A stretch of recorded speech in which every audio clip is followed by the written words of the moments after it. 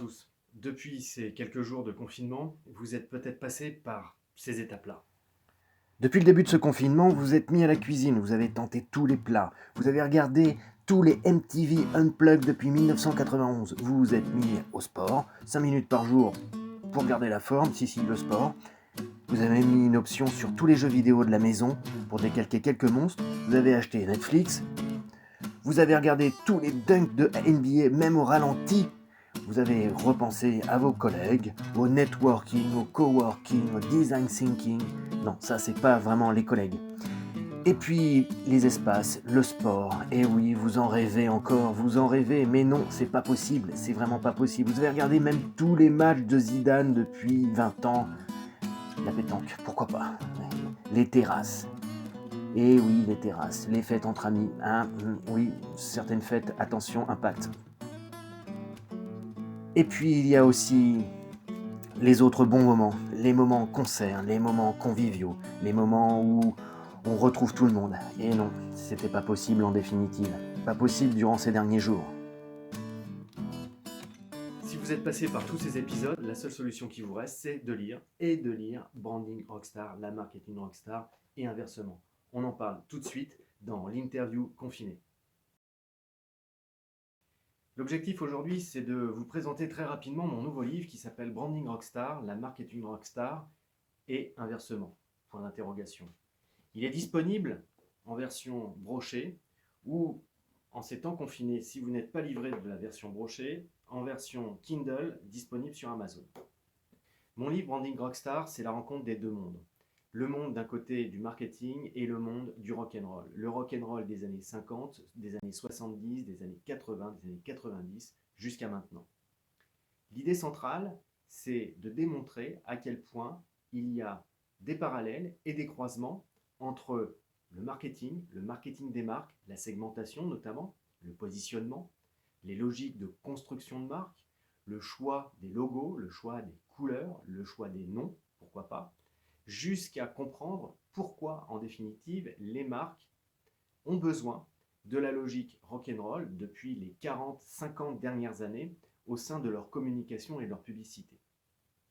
L'idée de mon livre, c'est d'aborder la thématique des marques au travers des rockstars. Les rockstars qui vendent des millions d'albums et qui sont adulés par des cohortes de fans à travers le monde.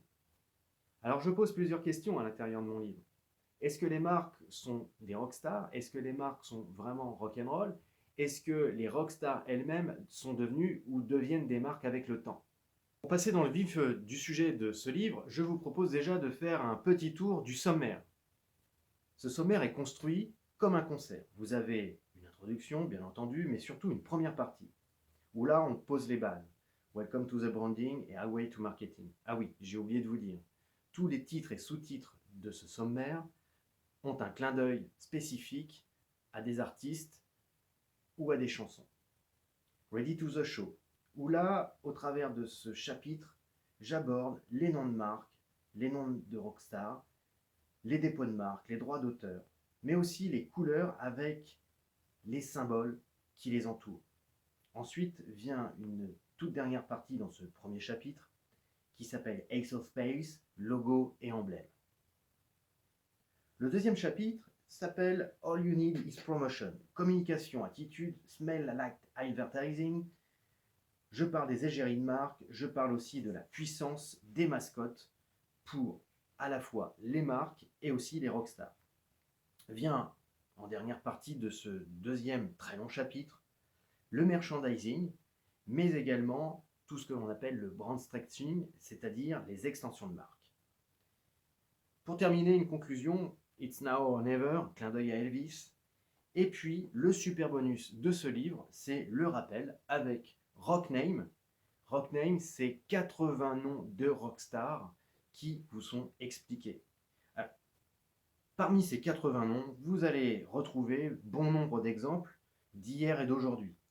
Dans cette partie Rockname où vous allez retrouver 80 noms de marques, je vous explique des noms comme Deep Purple, Depeche Mode, Eagles, Led Zeppelin, Iron Maiden bien entendu, Motorhead, mais aussi, pourquoi pas, Nirvana, Muse ou Oasis, ou bien encore Pour les plus pointus, Sepultura, Sex Pistols ou System of a Down. Pour imager le propos, j'ai deux invités spéciaux à l'intérieur de mon livre. D'un côté, j'ai Jerry Witz d'Unibrew Canada. Et de l'autre, j'ai Sari Willom, suédoise, de Bonds for Fun.